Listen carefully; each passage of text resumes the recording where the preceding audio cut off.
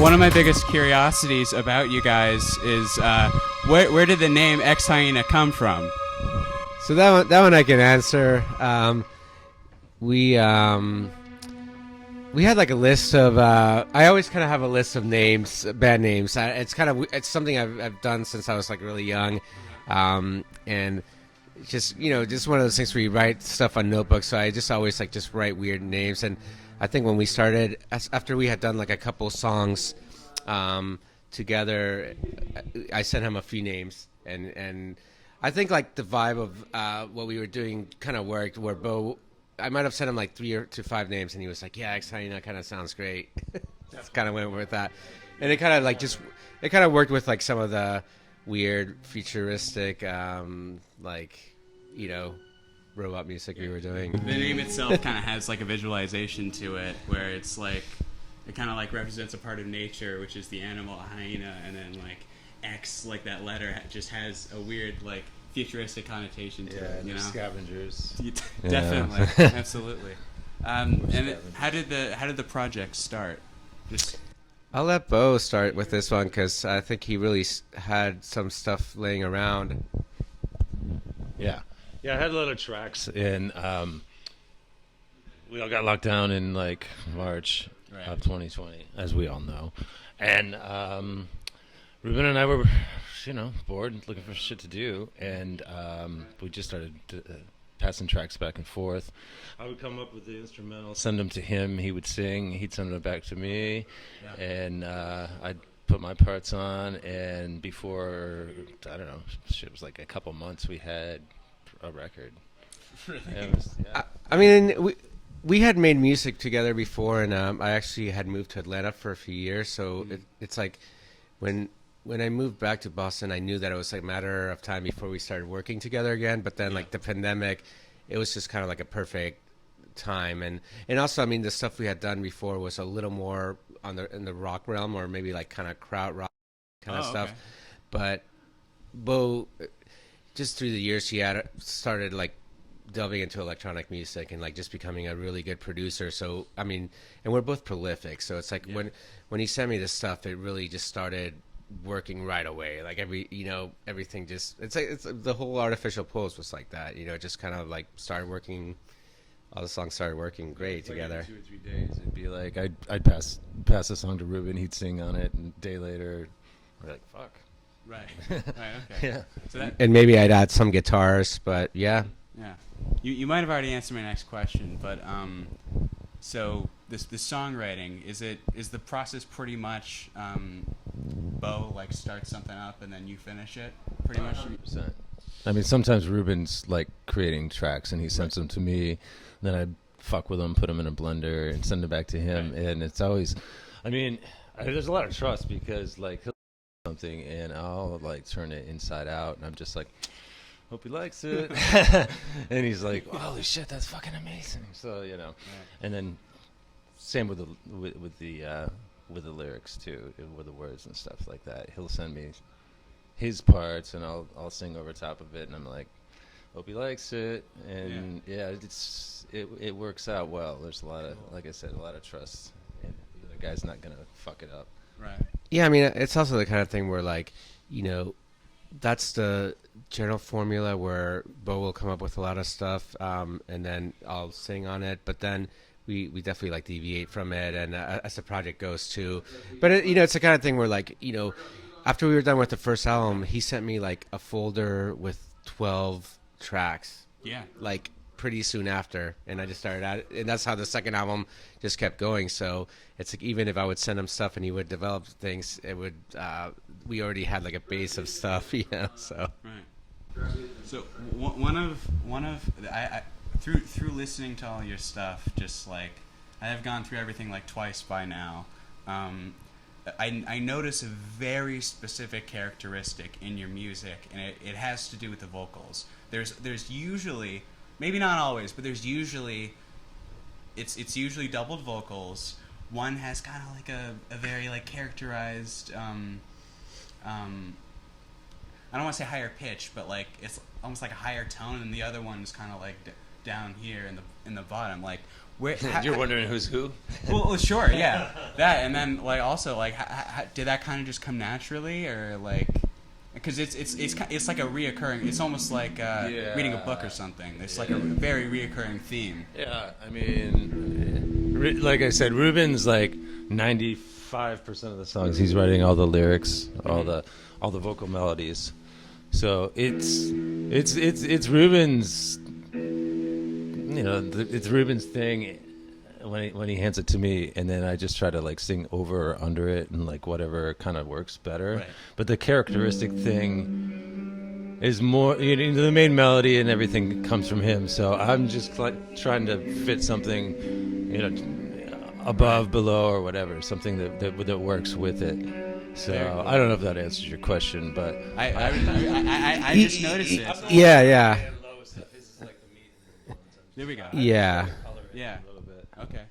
Yeah. It's and I think it's the kind of thing where, even though we're always kind of trying to expand and experiment, it's like we definitely hit on something where, like, our vocals together sound really, really good, and we do tend to hit these kinds of ranges, and I don't know, it almost forms like a unison thing, I mean, you can tell there's two vocals, but it just creates this like power, which is really awesome, where it's like if I do a track and there's no bow in it, it just kind of feels naked now, like for what we do, Right. But it is interesting, like it's kind of surprising where sometimes like Bo will go really low because I am going higher, or sometimes I'm going lower and he'll go higher, so there is like kind of a decent amount of variety within that.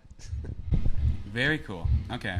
So another thing I was curious about was what was it like, just comparing and contrasting your experiences? What was it like putting Artificial Pulse out independently versus like Moon Reflections on, I think, two labels you're on, right? Right.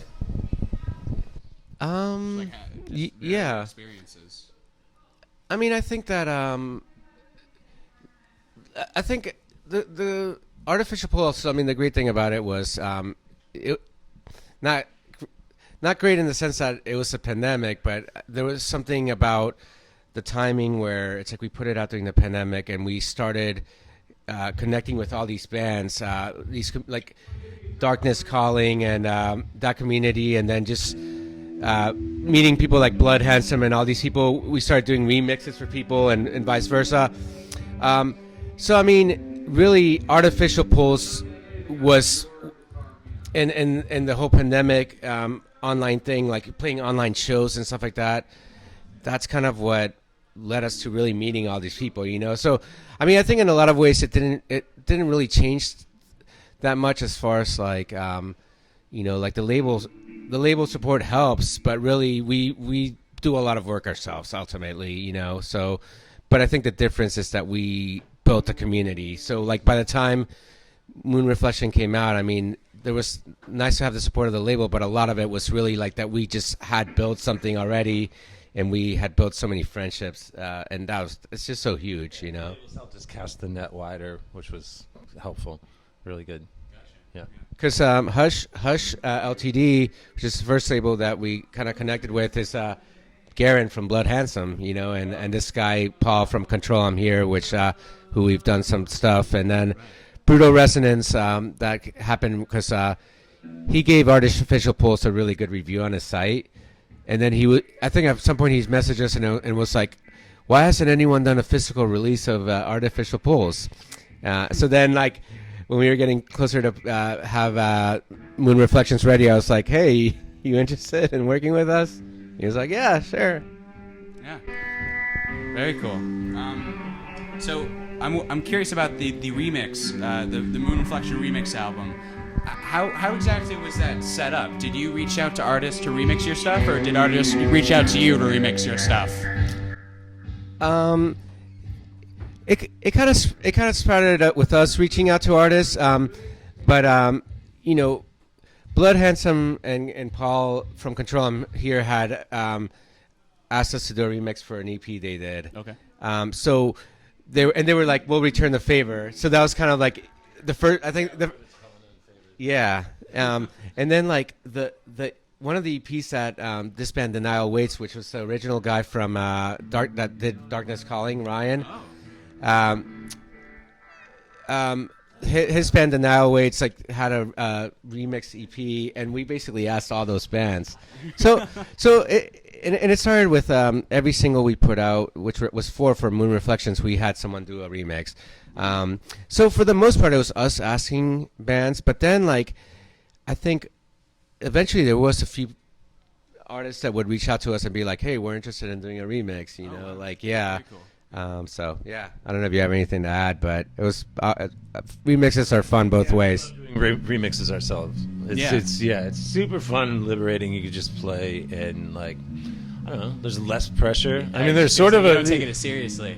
Well, you do, but it's just there's more play involved. You're less like, oh, this is something that represents me. Right. You're free of that. You're just like, it's just a moment to just do fuck all, just whatever you want to. Right, exactly. Great. Yeah, we never like overthink remixes either. It's the kind of thing where like, I mean, Bo definitely kind of takes the helm and like I'll add stuff to the remix, but usually Bo just kind of does something, and it's not like we overanalyze it. It's usually it's just the kind of thing where like, oh yeah, this is awesome. Yeah, approach it that way. Gotcha. Yeah. You don't have to be too precious about it. Who I think when we were talking earlier, you might have answered the question, but for the sake of the interview, who mixes and engineers all of the music? I do. You do? Yeah. Okay. In my basement. How important is the mixing, specifically the mixing process, to you in your music? Very. Very, very important. Yeah. Okay. Yeah. It's everything. We throw a lot of stuff into a lot of tracking, a lot of stuff goes into it. Yeah. And it's a big editing process to like pull out this and that. And Ruben records his parts at home too. He records them at home, sends them to me. Even though we're way beyond lockdown, he still does it at home. It's just easier, He goes into his basement, records his tracks, sends them to me. But the mixing is kind of it's a big thing. Cool. In Moon Reflections, we had someone else mix it, and part of it was I think Bo had paid like that mix engineer for his old band, so we had it in the books already. He had it in the books, so we had him mix Moon Reflections, which came out great. But for this third album, we're like Bo's back to kind of mixing it himself, like he did with Artificial Pulse, and like with all the remixes and stuff like that. So. Cool. Yeah. Where were the records specifically? In our basements. In your basements? Yeah. Just DIY recording? Mm-hmm. Yeah. Everything. Okay, well, yeah. Cool. What was the process like of making Artificial Pulse? Like where I guess symbolically, where did that album come from? Really? What made that album what it is? Yeah, I mean, it's the kind of thing where it's not like when Bo started sending tracks to me, and I think two of the first tracks we did, which was like Shades and Fortress Supreme, I came over and then for those I had kind of recorded some guitar parts to some beats he had, and he kind of built those out of those. But for the most part, it was just Bo sending. He had a folder of tracks, and there was definitely something about the music that had kind of like a dark edge to it, and I think like. There was something about it that just kind of made me like delve into this almost like sci-fi like future world dystopia thing, and I think it also just had to do with the pandemic and just kind of like wanting to like get into this like cool imagination zone, and it's not really a concept album. Like it's not like I don't think you have to look at the lyrics that way, but there's just touches of that kind of stuff, like.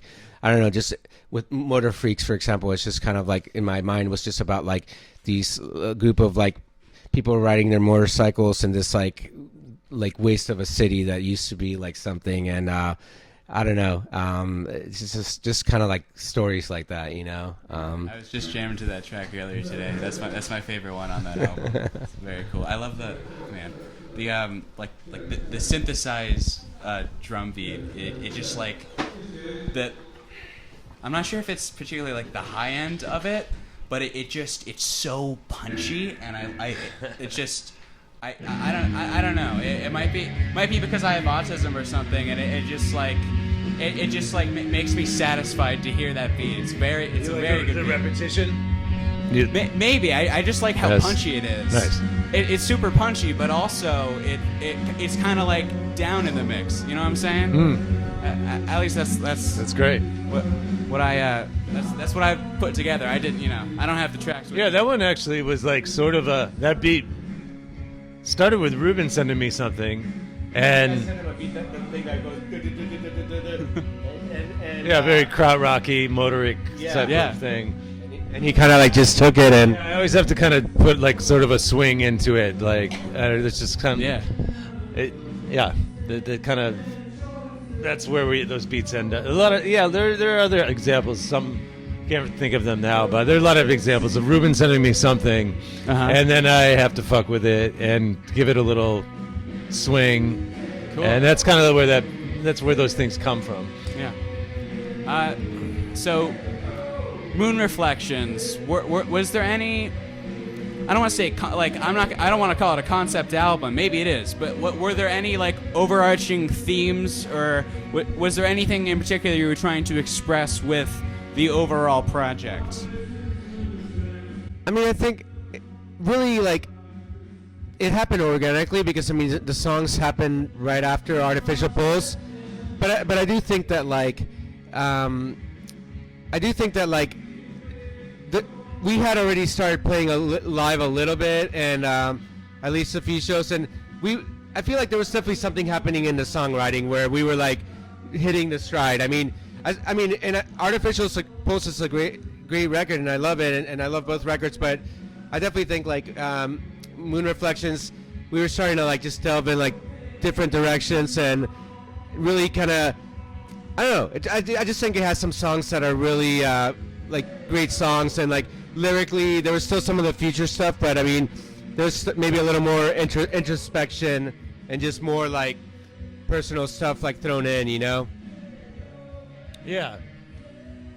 Yeah, I feel like there was more. I think my one lyrical contribution's Capture the Stills, right?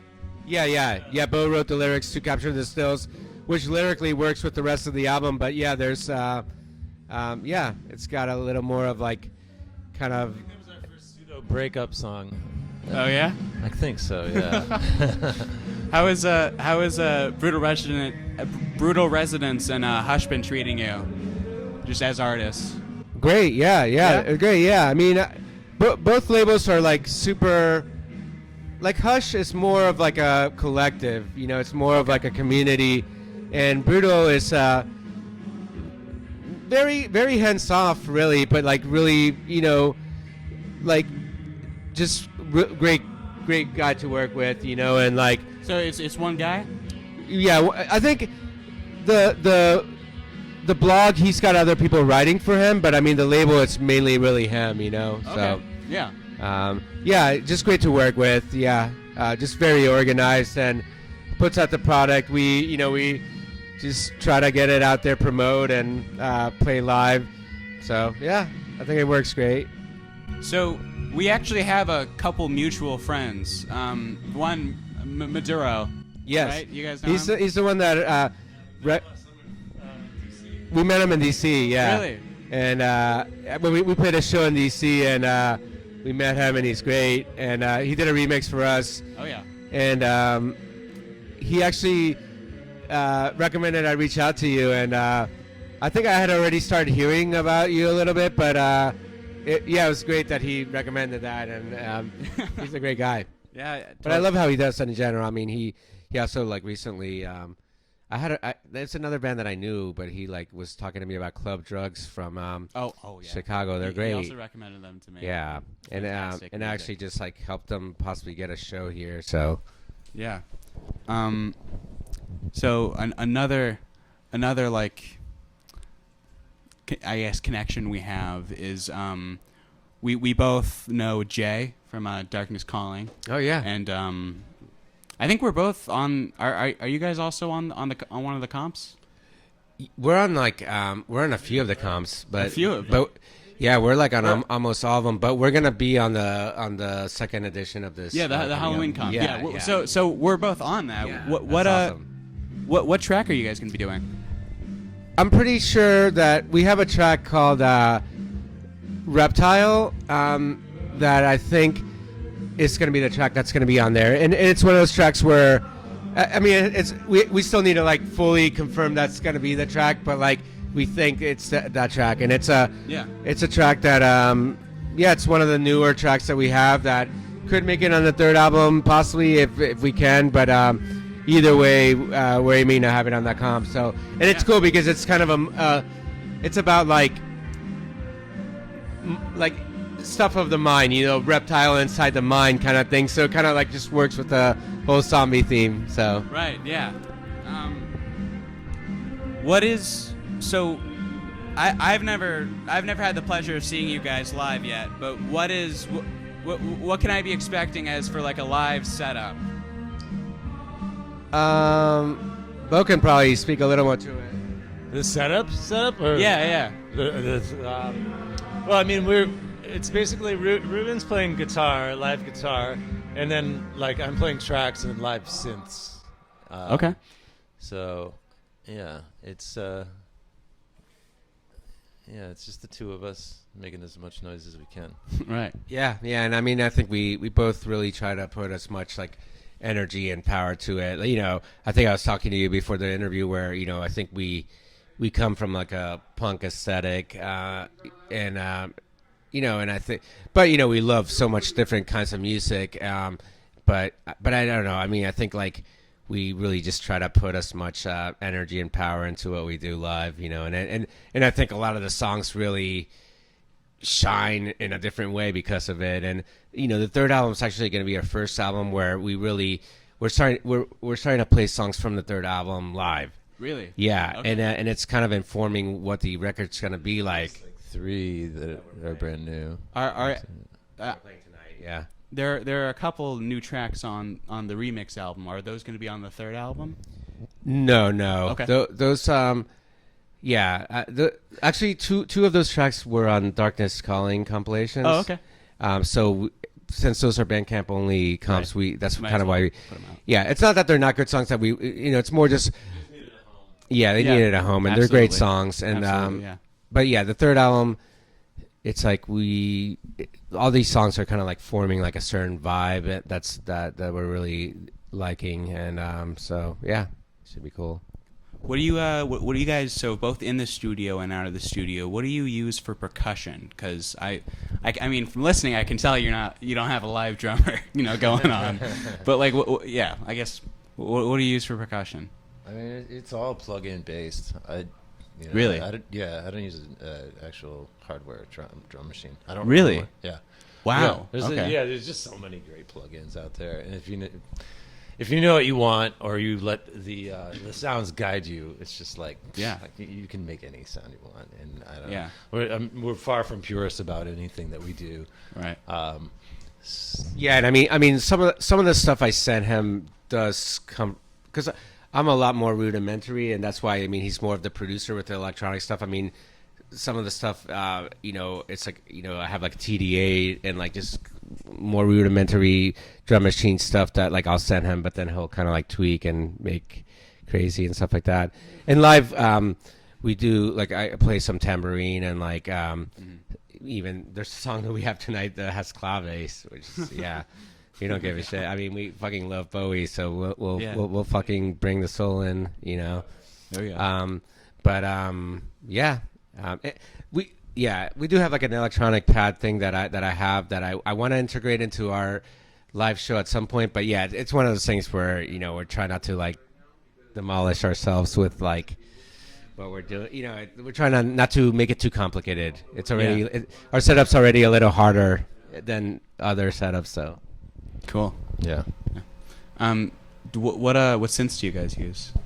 Like the only synths like I use live are like a Moog Siren, which is the Moog Minotaur with like a couple more octaves. So it's a really great lead instrument. Yeah. You can get pretty gnarly with that. And then the Waldorf Streichfett is like this string machine. It kind of goes after those like 70s, 80s string machine sounds, which are not realistic strings because they right. they couldn't do that at the time, really. And but it has a real characteristic sort of sound, you know, going from like late 70s, mid 70s Pink Floyd up through like shit, I don't know, almost like Eurythmics, those type of sounds. Then I just have a bunch of I have like a Juno at home that I use, and this and that and the third.